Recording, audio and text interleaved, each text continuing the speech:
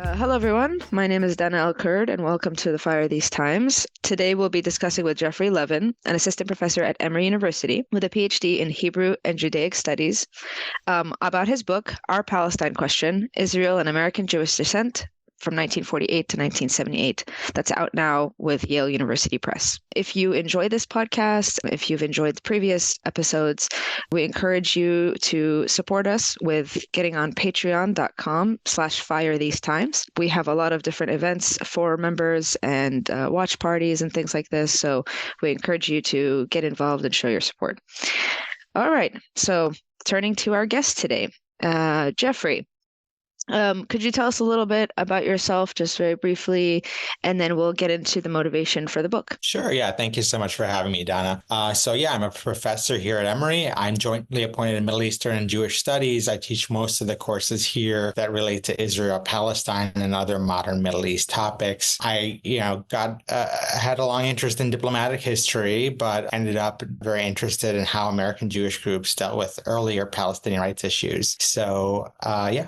So that actually segues perfectly into my first question, which was why the motivation for this particular topic? This is based on your dissertation, right? Yeah. So it wasn't it wasn't like I set out to write this book. I was a first-year PhD student and was taking a class on American Jewish history, another one on sort of Palestinian history in Israel, and wanted to do archival research. So I looked at American Jewish relations with Arab American groups, specifically Arab student groups in the 50s and 60s. And, there's no diplomatic archives when you're doing your PhD at NYU like I was, but there are American Jewish archives. So, I read the research of people like Shira Robinson, Lena Dalasha, Hillel Cohen about, Arabs or Palestinian Arabs living in Israel who received citizenship, and learned so much about the great restrictions they faced under the military government, and wanted to see what American Jewish groups had to say. And I could just walk down the street and look in the archives. And I found all this material, which was a research paper for my first year, but ended up becoming a chapter of this book. And so I feel like I was really guided by the sources that I found and just kind of looked deeper into whatever I found interesting, and then found a way to bring it all together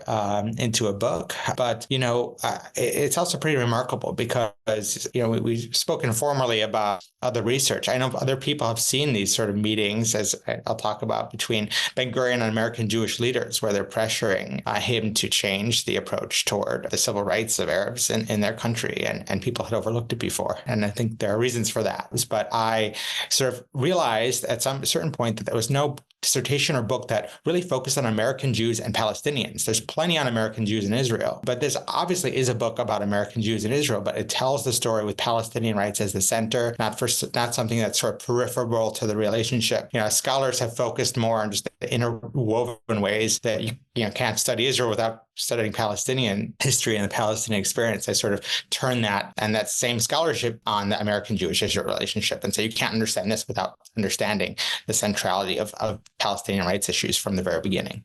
That's really fascinating, because I think for the layman, including myself, a non-historian, it wouldn't have seemed obvious that Palestinian rights, the question of refugee resettlement, all of the things you talk about in your book, played a role in how American Jewish organizations and leaders not only dealt with their relationship to the Israeli government, but eventually changed their positions.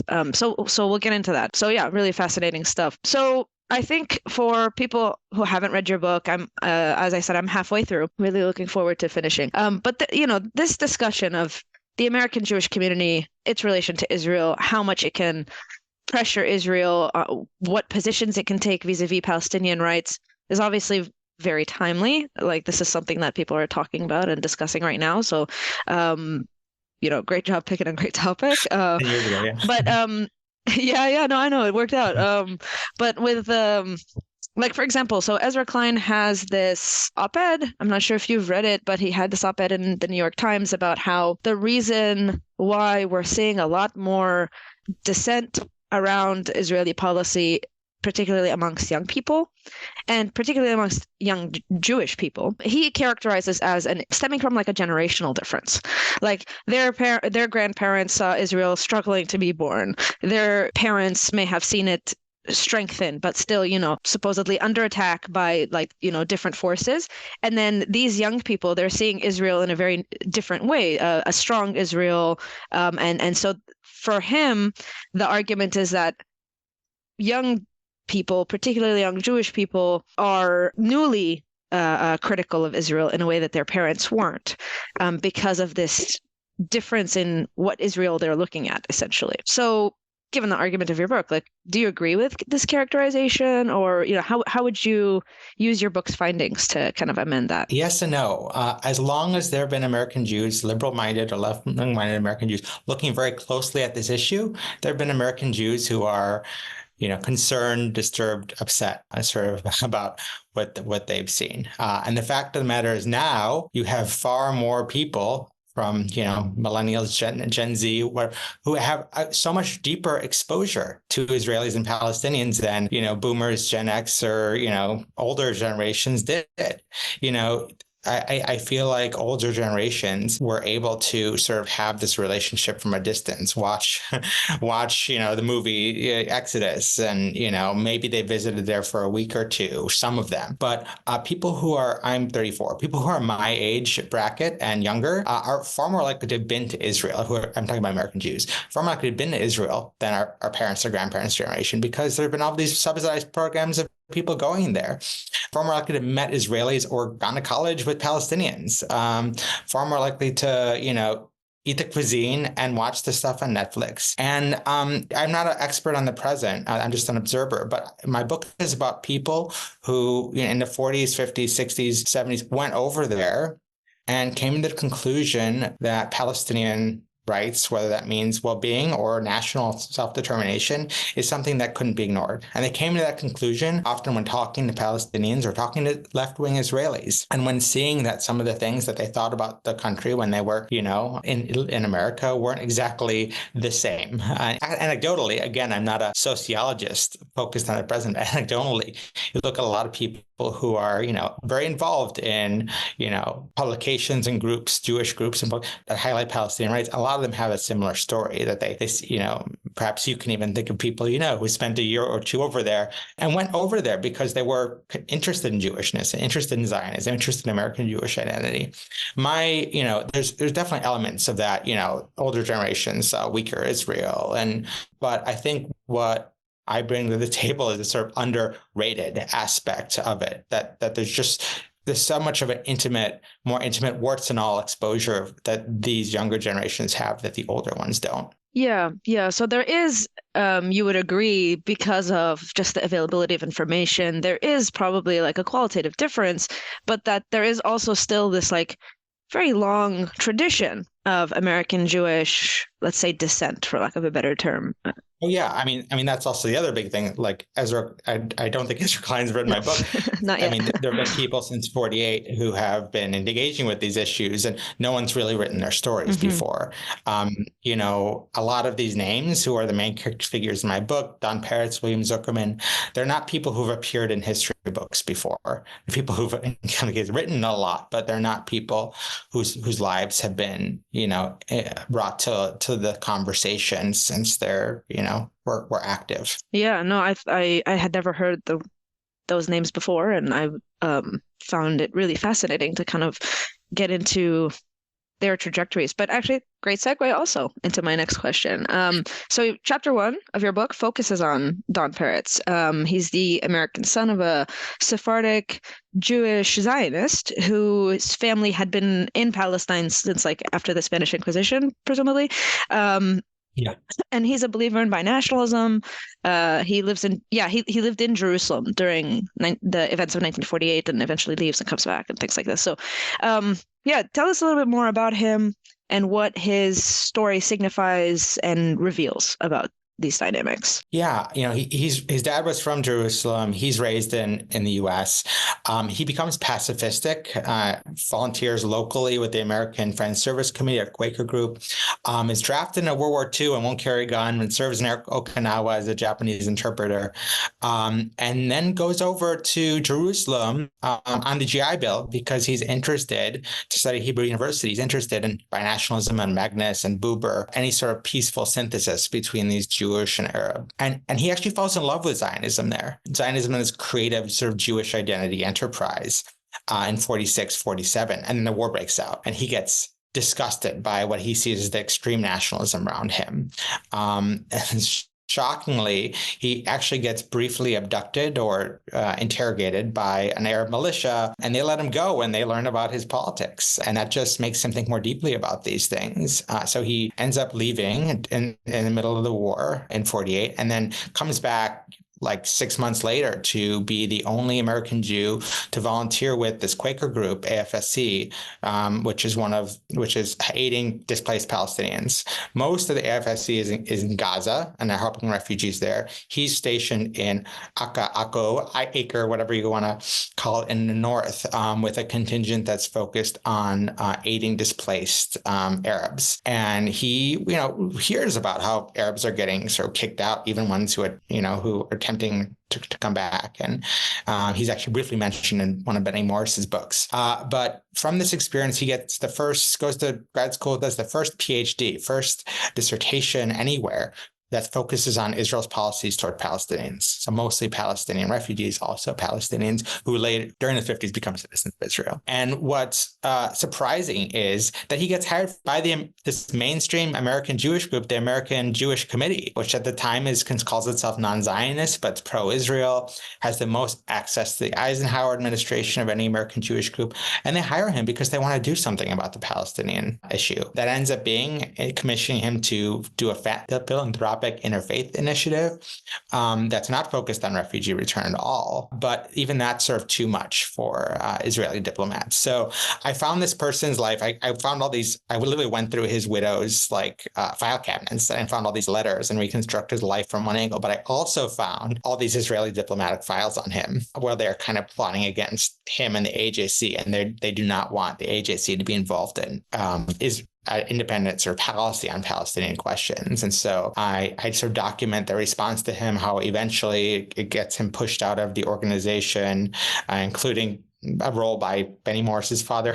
Also sort of document how he is in the 50s arguing that American Jews need to discuss these issues like the refugees in a serious way, not like dismissively or propagandistically. And some of his letters to his colleagues or his family seem so, I think, resonant to a lot of American Jews today. Like really not, he's not a radical, which is what's so interesting. He's someone who's trying to change American Jewish politics, but that's not something that could be tolerated ultimately, even though for a moment it looks like maybe it could. We'll get back in a second to the role that the Israeli diplomats play in eventually distancing him and others. Sorry for my voice, listeners. But yeah, let's go back to why Peretz was interested in this question, but also why the AJC, the American Jewish Committee, was interested in this question. And you used the term non-Zionist. Could you explain what that means? And what was their motivation for even wanting to have a discussion about the Palestinian refugee issue? Well, first, just a brief thing is there are people from all political perspectives who are Jewish who are concerned about these things for sort of humanistic liberal reasons, and some are in different organizations. And Peretz is someone who I think this is personal for, and there's some in the AJC. But as an organization, so the AJC does not believe in Jewish nationalism. I think they posited when making the case against anti-Semitism and for Jewish civil rights in the U.S. that Jews are just a religion and that they're loyal to the U.S. And this goes back to the Reformed Jewish declarations in the 19th century in terms of understanding Jews that way. So when we say they're non-Zionist, they initially are not a big fan of the whole idea of Jewish statehood, very hesitant to get on board until basically that's in the cards. And then after 48, they keep this label of non-Zionist, but say, we're not don't support Aliyah. We're going to stay here. We'll support the state. In fact, being non-Zionist and not like a formal Zionist organization makes us more well-placed to, advocate fairly in the American discourse because we're, loyal to America.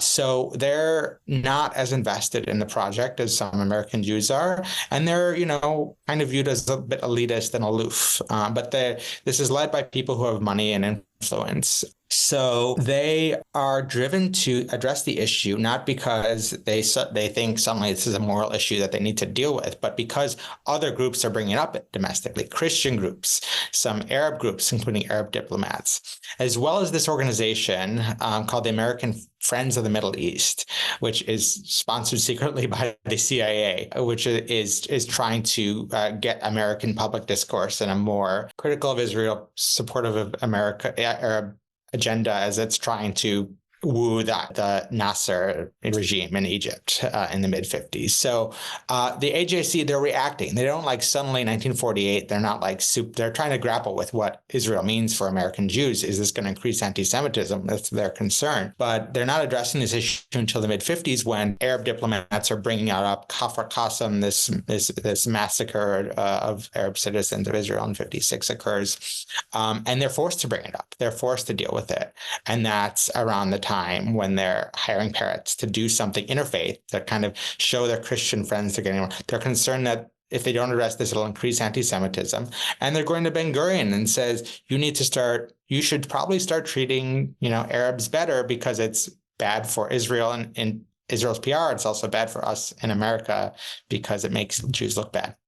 So they're addressing it as an institution from this angle, even though there are people who maybe have a deeper human interpersonal ideological level of concern. Right. No, I didn't mean to suggest there was necessarily a binary, but no, of course, but yeah. I just like this, yeah. It really seemed like from reading that chapter, it seemed like those organizations, like for their strategic concerns about their role in American life and how Israel might reflect on that, are engaging on the Palestine question. Whereas, like, of course, like somebody like Don Peretz, like he sounds very internationalist to me. He says, oppression must be fought everywhere. I think he says, like, whether in America, Russia, or Palestine. I don't have the exact quote in front of me, but so yeah, I'm sure there are like Czechoslovakia, which was in the news back then. Yeah. So there's like a lot of oh yes, Czechoslovakia. He does say that. So there's variation there. That's really interesting. And there are, we're talking about the American Jewish Committee because Peretz was involved with that. But I don't know how to pronounce this word. Brera? There's another Brera. So could you tell us a little bit about that organization and their kind of vision for the conflict, I guess, for lack of a better term? Yeah. So, most of my book is kind of this pre-67 history, which I call like the first generation of American Jews to be interested in Palestinian rights. And it's not a huge number of people. And that's part of what I love about it, because I can go into these deep stories. And so I have, a person or two a chapter who's really after 67, this becomes, obviously Israel's occupying the West Bank and Gaza and other territories. And this is becoming not an issue anyone can, totally ignore the Palestinians in a way that the refugee issue and the, domestic Israeli situation maybe could be to a certain extent. The Black Power movement is bringing this up. The New Left is bringing up the Palestinian cause. The UN it's becoming a bigger thing. PLO is just it's become something that's big. So there's some American Jews who get involved in Palestinian rights and are radicals and reject Jewish politics entirely and get involved in left-wing politics. And they're important even though they're not central to my story. I'm interested in American Jews who are in Jewish politics for this book. There's some who say, we can reconcile our radicalism with our Zionism and go in that direction. After 73, so Israel, had a crisis after the 73 war. And some American Jews, many of them who spent a year over there, 2 years over there, months over there, who are younger, people who are in their 20s, occasionally in their early 30s, came together and founded this organization called Brera, which lasted from 73 to 77 or 78. And one of their main issues, it's not their main issue, is recognizing Palestinian sort of aspirations. And this is very vague at the beginning, but by the end of its time, it's pretty clear that they support more or less what we now call the two-state solution. So this is the first of many American Jewish groups that advocate nationally for the two-state solution. And it is very provocative at the time. This is when the PLO and Arafat and Fatah are like the devil, like and the two-state solution was far from the consensus anywhere. So they're also interested in other diasporic issues and so forth, but they really have this is really central from the beginning. And they position themselves as, nice Jewish. They're really people who are involved and invested in Jewish community who pose themselves as caring about Israel. And they do. And some of this has been written about before, but what I show is that these people were so deeply influenced by the Israeli left, by their time in Israel and the Middle East, the people who were leading it, meeting Palestinians, talking to Arabs, talking to Israelis. And that's really how they come to these conclusions. And so I show this as a really transnational story and highlight the ways in which their rhetoric is constantly referring to the Israeli left, like the small factions in Israel that are supporting, negotiations with the PLO. And ultimately, they, hear that this faction, some Israelis are meeting with the PLO, and a couple of them meet with the PLO, as well as another group, two moderates of the PLO, as well as some other American Jews. And when this becomes an issue of controversy, because Israeli diplomats leaked information about it, the Wolf Blitzer, funny enough, it becomes huge controversy. But Brera defends the fact that Jews should be meeting with the PLO, with the moderate voices in the PLO. One of whom I met is still alive, Sabri Jirius, who doesn't remember it. But it became this huge controversy. And while they were kind of tolerated for several years, it's one of the factors that leads to this great sort of pressure. So they get labeled sort of Jews for Fatah, because two people met with two moderates. And so now they're for Fatah. That's it. Well, it's like, Derek Penzlar, who's won the Association for Israel Studies Lifetime Achievement Award, signed something that references apartheid. So the Wall Street Journal calls him the apartheid professor now. So, it's, what they did was they tried so hard to get Jewish legitimacy, but they, made one sort of quote, misstep when they felt like they were following Israel leftists. And there's other reasons why they fell apart, but a main reason is they get ripped apart for this, engagement with Palestinians at a time when the PLO was, Yeah, that's incredibly resonant. We'll get back to it. So then let me move on to the second chapter. I mean, I'm not going to go chapter by chapter. I'm just trying to highlight some stories, and then we'll bring it in all together at the end. But the second chapter talks about William Zuckerman. So there are ways in which his trajectory maybe mirrors Don Peretz, but maybe you can give us like a brief overview of his trajectory as well. Yeah, I don't frame it this way, but one way you can think about this book is American Jewry is trying to find the mainstream American Jewish life. What are the red lines on these issues? They know like they're really outspoken anti-Zionists like Elmer Berger, like who are the mainstream American Jewish community doesn't like. But there's also people, and he's not anti-Zionist because of Palestinian issues initially, but there's also people like William Zuckerman, and he's this former Yiddish journalist who was he grew up in Chicago. He's based in Europe for a while. He was born in the Russian Empire, very international. But in 1948, he switches from Yiddish journalism to start his own publication in English called the Jewish Newsletter.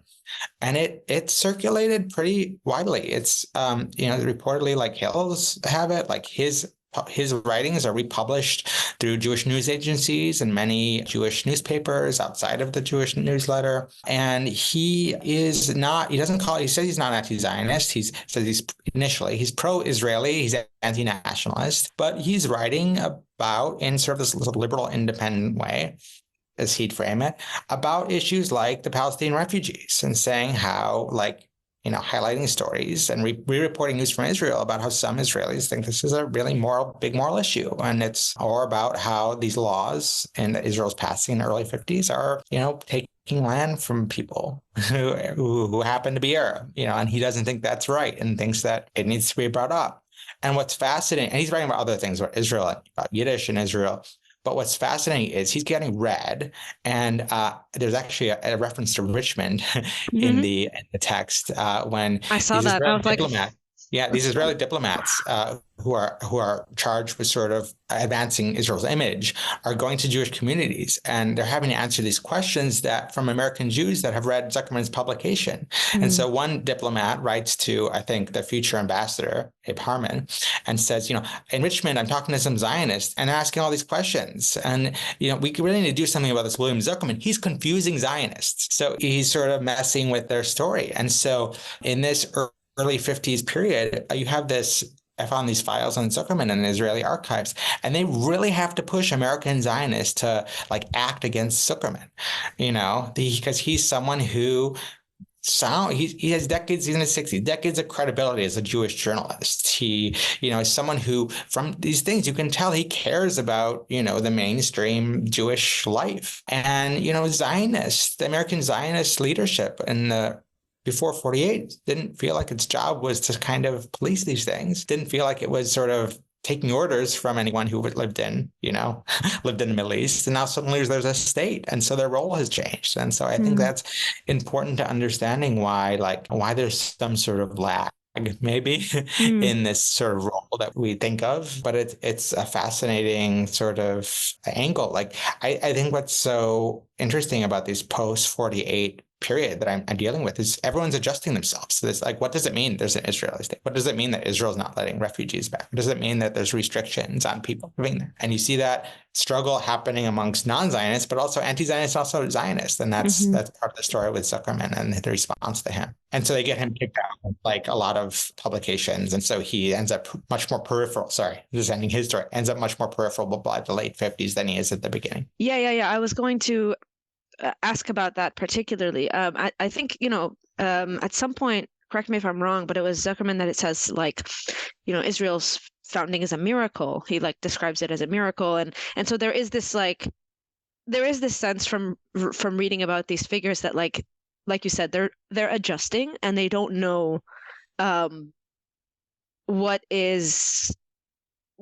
this new situation with an Israeli state actually existing will mean. And I think that's really interesting because from the Palestinian side, there are Palestinian scholars from the get-go who are describing Israel in certain ways. And I'll get to that when we get to chapter 4. But so it's interesting how the American Jewish I'm not sure you call them establishment, but people like Zuckerman who are well established, they're still kind of trying to learn about what this new reality means. But yeah, let's go back to what you said eventually happens to him. He is entirely sidelined from the papers he writes in, and it's essentially correct me if I'm wrong, but it's essentially because of Israeli harassment campaigns kind of getting lots of complaints against him. And so he was the New York correspondent for Britain's premier Jewish newspaper, and they nudged them out of that. That seems pretty clear that they urged the London Jewish Chronicle to fire him. He was covered by all these mainstream Jewish newspapers in Philly and Boston and beyond, and suddenly he's out. And he's really upset. I have these letters from him. He's really upset about this. By the time he dies in 61, he's pretty, he wouldn't call it 48 a miracle anymore. His politics have gone, other direction. But I think to understand that, you also need to understand something that's worth thinking about is people don't realize, or American Jews and lots of people perhaps didn't realize that a lot of things that happened in 48, 49, they didn't know how permanent they would last. These restrictions over Arabs in Israel. Okay, there's a war. There's people who are from another nationality. It lasts till in some form or another till 66. But people in 1950, maybe American Jews especially thought these issues would go away. When they're the Palestinian refugee issue. Okay, the Palestinian, if you told anyone American Jews in 1949 that this issue would still be a huge one in 1975, maybe they would have been a little bit more active about it. But they were told, and the narrative from Israel was these, the numbers are less than what you think. They're just generic Arabs. Peretz they don't have a Palestinian nationality.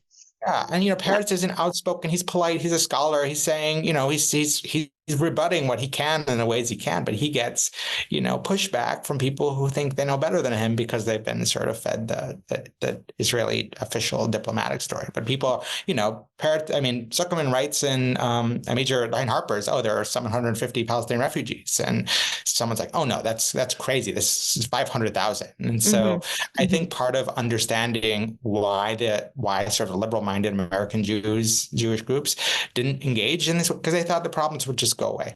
And obviously they haven't. And there are people who really called for dealing with this, like Zuckerman and Peretz, are talking about this in a serious way, even not polemically, but seriously, and they're pushed out. Yeah. No, I'm struck by what Don Peretz says at some point, where he says, like, on the point of like open and fair debate regarding Israel's policies, like, he characterizes the discussion as totalitarian, and he worries that it'll impact Israeli and American Jews. And then, like, what happens to him and what happens to Zuckerman is, like, that's essentially what happens. Is like they are pushed out, they're policed, they lose their jobs, and that conversation is dropped by the kind of American Jewish organization level, the leadership level, the conversation about Palestinian refugees and things like that. And it's there needs to be a platform. He's asked. This was a letter to the leader of the executive of the American Jewish. There needs to be a platform to discuss these things, which affect Israel, but in the long run will also affect American Jews. And it's fascinating.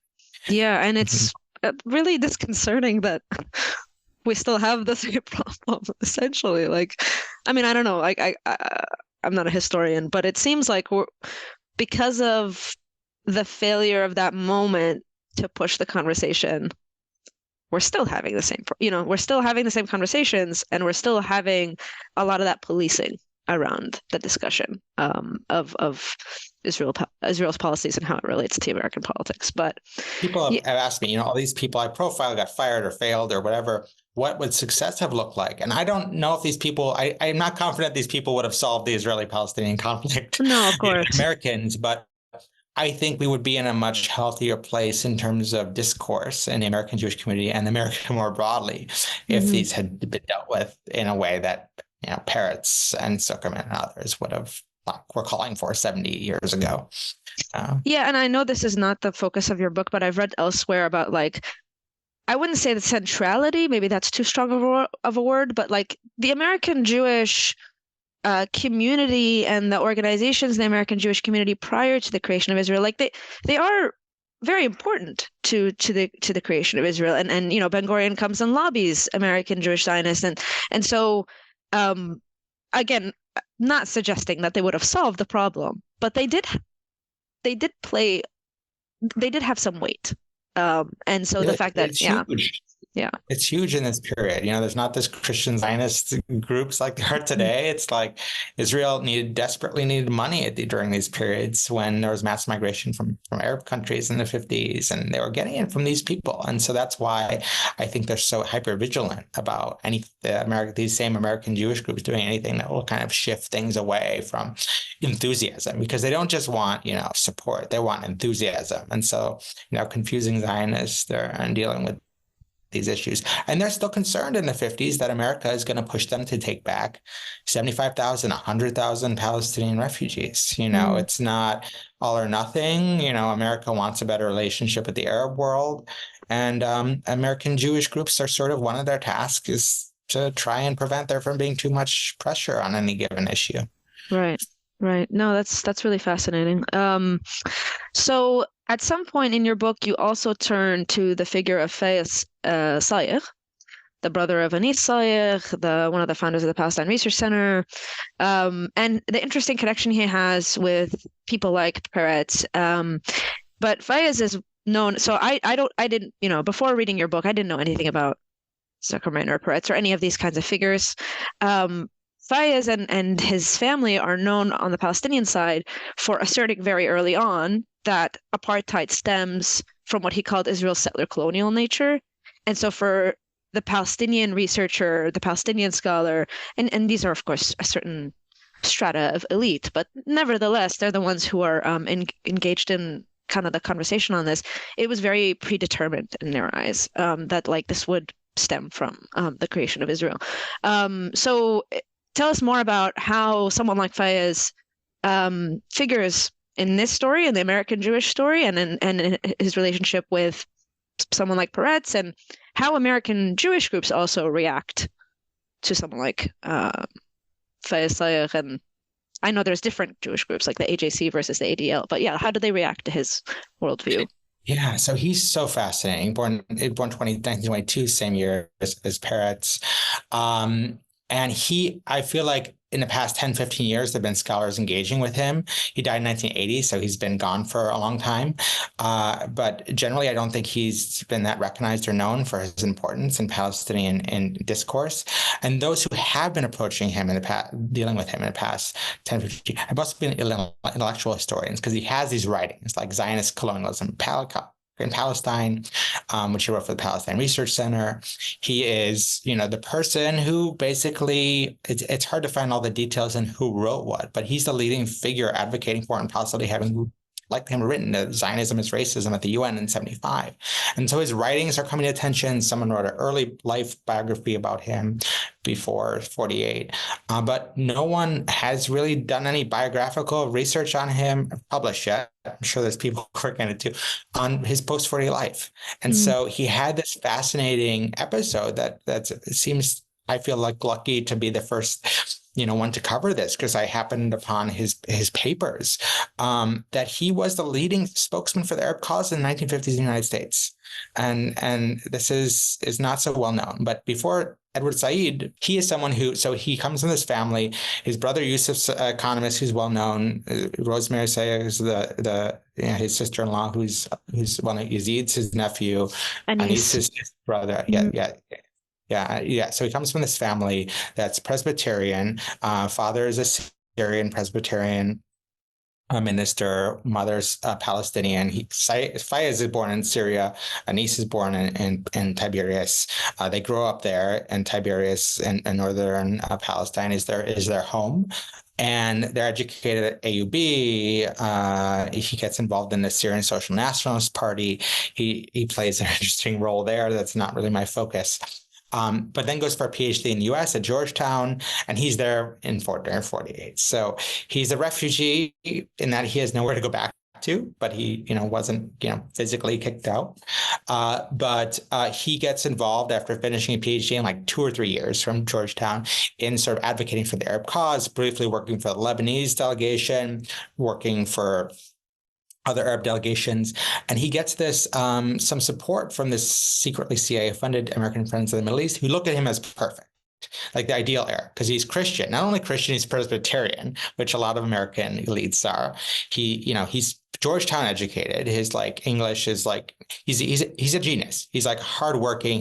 It's hard to look at someone who's been so sort of cheated by history, who had so much sort of, whether you hate his politics or love his politics, who is so underrated. And anyway, they hire him. He's sort of on Cold War stuff. He's to the right. He was, this party he was involved with in Lebanon was right wing. So he's anti-communist, and so they highlight him. He gets speaking engagements. He's becoming somewhat well known. He makes friends with some anti-Zionist Jews like Elmer Berger, and they influence each other. So he's starting to understand how to articulate even more clearly in a deeper way the differences between Judaism and Zionism, because that's this anti-Zionist, his friend's project. And so when the Arab League is opening a new PR office basically in the US, the Arab League Secretary General asks him to write up the plans. And so he writes up the plans for this Arab League office in New York. He's not hired to head it. He's the deputy head, because it goes to some, Egyptian bigwig who's incompetent. But the guy gets sick. And so he's running it, acting director throughout 56, 57, he is the chief Arab League spokesman in America during the 56 war. He's going on these tours where he goes to 7 states in 3 weeks or something. And he's going on Mike Wallace. He gets attacked. His office gets attacked as anti-Semitic by the ADL. And he goes on the radio to defend his organization. He said, look, not one word here is anti-Semitic. There are some other Arab diplomats who aren't from my office who say things that are really problematic, but my office, look for one word. If you want dual loyalty and anti-Semitism, look at this book by Ben Gurion, and gets a quote from Ben Gurion that's really problematic about American Jewish loyalties, not being loyal to. And so the AJC, which is non-Zionist, and much more cautious of a group than the ADL, actually, I think Peretz arranges it, meets with him. And they have this really fascinating meeting where they're trying to sort out like their differences, where Sayeg's like, I'm sorry this was offensive to you. I won't say anything again that even highlights that American Jews aren't loyal to the US. And they're like, we'll give you this material. And he asks, so how can I advocate for my cause, basically, in a way that's not anti-Semitic? And they're like, they can't really give him a clear answer. And he can't really give them a clear answer on like what, it's saying maybe Israel can exist and maybe, and so there's lots of maybe good intentions and positivity during the meeting, they end on a good note, but they don't actually get any. And it's this fascinating moment because Sayeg, who ultimately gets pushed out of his office because of Arab, corruption and nepotism, he gets pushed out ultimately, despite working very hard. He's a workaholic and not easy to have as your boss, definitely. But he gets pushed out. But he goes from there, from this point where he's in America trying to get Arab American, coalition where he's, anti-communist. He goes and becomes 10 years later, writes Zionist colonialism in Palestine, does the UN thing and is an architect in sort of getting the quote third world onto the Palestine program and connecting intellectually with there. And becomes, again, this sort of, from the American Jewish thing, this villain of the 75 UN Zionism is racism. And AJC ends up becoming far more Zionist and indistinguishable in a lot of ways from the ADL. And 20 years later, we have this moment where they're thinking about these things. So the Sayeg intellectually, who's in the 50s, I think is at a different place than where he is when he writes these things in the 60s. I mean, he's the same person. He's lots to say. But attitudes have hardened, perhaps. Yes, no, and he was very hardened, especially in the 70s when he sees the Arab world abandon. He was very invested in the Arab cause, like more broadly, and then the Arab world betrays the Palestinian cause time and time again, and sort of closed the book. Last reference to him is him kind of being embittered by Camp David and all these things. But it's so this metaphor. You can almost look at his trajectory as a metaphor for the Palestinian, international struggle of looking maybe to the West, having some hopes and that falling through, but then really being at the intellectual vanguard. Not like Arafat in the public sphere, but really writing for the PLO about how this connects to colonialism in 65, before anyone else was using colonialism as a slur for Israel, which is just fascinating. No, truly, truly fascinating. I mean, the Palestine embedded in a regional cause and that falling through. I mean, we're seeing echoes of all of that continuously in 2024 today. So I guess, we're about wrapping up, but I wanted to get your opinion about a couple of things here. So David Cleon wrote for the New York Review of Books an essay about the exile of the American Jewish left. I don't know if you happen to read it, but essentially he talks about how despite all this activism right now, the ceasefire now and the rabbis for peace and Jewish voices for peace and all those things, that at the end of the day, the majority of the community stands with Israel. And like there's polling to suggest this and stuff like that. So his argument is that to be an American Jew and leftist on Palestine is perhaps to admit that they're outside the fold, that they're outside the community. What do you think of that argument? Yeah, yes and no. I think if you look, polling data, it all depends on how you phrase a question. I do think, of course, yeah. I think American Jews, and I've written this in some other material, that American Jews are closer and feel more intertwined with Israel than ever before. But I think if you talk to lots of Jews, there's lots of complexity in these feelings, and lots of, I don't know the right word, dissatisfaction, to say the least, about how the war is being waged, even if there's interest in defeating, quote, defeating Hamas. There's also polling data from a few years ago that shows more than 25% of American Jews and higher among you don't oppose the word apartheid for being used. So, what I think is going to have to be dealt with for anyone who considers themselves interested in there being anything called a united Jewish community, or being a Jew, is the fact that there's going to be a diverse number of perspectives. Right now there's a war. And so obviously there's people who are on the streets and are really giving all they can to the ceasefire. And those are at a different point than the majority. definitely. But there's lots of American Jews who see Israel going to the right. They see Bezalel Smotrich. They don't like Netanyahu. Look at polling for Netanyahu. Look at polling for like where Israel seems to be going politically in a religious right-wing direction. The liberal American Jewish majority is not happy with that. And so I don't know where we are after this war, which gives so many intense feelings. I don't know where the American Jewish left is too, when there were so many. I mean, I feel like now a lot of these activist groups are doing all they can for a ceasefire. But right after October 7th, there was a lot of American Jewish leftists upset by seeing how many on the left were really applauding, to a certain extent, October 7th. So I don't know if that's just sort of in the back now, or is that something that the American Jewish left is dealing with when the violence is, slowed down? But it's going to be a lot of grappling with. And I think that sort of big chunk of people who maybe, yes, they're, Israel versus Hamas, they're Israel, but are still trying to reconcile these images that they're seeing out of Gaza, the people starving, all this. I think there's a lot underneath the surface, even if there are a lot of people who aren't on the streets. Yeah. I will finish the entire book because it's very fascinating. I encourage anybody to pick it up. But even the parts that I've read, I mean, it made me think that like we often, not just about the American Jewish community generally, like we're talking about Fayez, for example, Fayez Salyef. We often have a way of dismissing people because we say, oh, they don't represent the community, or they're a particular kind of elite, or whatever, like what they were talking about wasn't really incorporated, and we think that's the end of it. But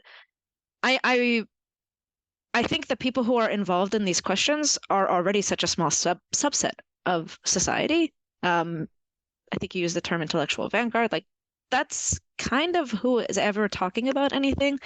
It's a small subset of people, and it seems to me that like even if somebody like Peretz or Zuckerman or Fayez or whoever were maybe sidelined by the end of their life, they're still part of that tradition, and they're not tangential to the history. They are a core of it, even if maybe they weren't representative of public opinion or anything like that. So I just really appreciated your book because for me it was mostly unknown history, but yeah, just the work it does to unearth, like bringing these people back into the discussion, like this is part of the tradition too. And so maybe maybe David Cleon's argument is more pessimistic than it needs to be. I'm not sure. But yeah, if just to wrap up, if you want to give any kind of recommendations for readings for people who are interested in more of this topic, aside from your own book, of course, which we will put in the show notes. But yeah, any recommendations for the listeners? Yeah, there's just so much you can learn about a community by looking at the people who are not tolerated in it or cast out. And I want to pivot that. So there's a number of people who are writing books related, and a couple more that are coming out. So Marjorie Feld, Threshold of Dissent, is on history of American Jewish anti-Zionism. Oren Kroll Zeldin has a book coming out. These are both coming out in June-ish on sort of contemporary issues of activism and these questions. Another scholar, Matthew Berkman, also dealing with related topics. There's just so much great stuff to read. Something that I'm reading right now is a daughter of someone who he interviewed for the book. One of those Palestinian PLO moderates, Sabri Jirius, who American Jews met with in 1976. His daughter has a book about their family's fascinating story. Fida Jirius. This is with Hearst Publishers, right? Yes, with Hearst. So I really recommend that. Other sort of these transnational, if you're interested in transnational histories of this, and Jonathan Gribbets has a book coming out on the PLO Research Center that deals with the Jiriuses and Sayes. A lot of things that are coming out. What's already out besides my book is Fida Jirius's book. There's no lack of great books to read on these topics. Yeah, I'm so glad that this is available scholarship now, and I'm definitely going to look for all of those. Hopefully they have links to some of these forthcoming books and put them in the show notes. Great. Yeah. Thank you so much, Geoffrey. This was a really fascinating conversation, and I encourage everybody to pick up the book, which is Our Palestine Question, Israel and American Jewish Dissent, 1948 to 1978. Thank you. Also, Shoel Magid's book. With that, I'll end things. Thank you so much. There's plenty to read, and I really appreciate you engaging about this book with me. Of course. Thank you so much.